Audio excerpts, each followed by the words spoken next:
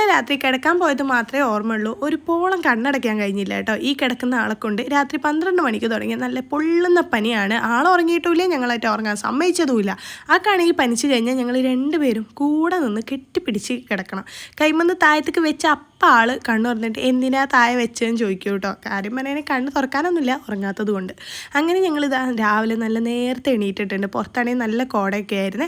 അങ്ങനെ ഇവിടെ ഇരുന്ന് എന്തൊക്കെയോ കഴിച്ചതിന് ശേഷം രാവിലത്തെ മുട്ടയപ്പാണ് നിങ്ങൾ കണ്ടത്. ചായയുടെയൊക്കെ കഴിഞ്ഞതിന് ശേഷം ഒരു 2 മണിയൊക്കെ ആയപ്പോൾ ഇതാ ഞങ്ങൾ വീട്ടിൻ്റെ അടുത്തുള്ള വെള്ളച്ചാട്ടത്തിലേക്ക് പോകാമെന്ന് വിചാരിച്ചു കേട്ടോ.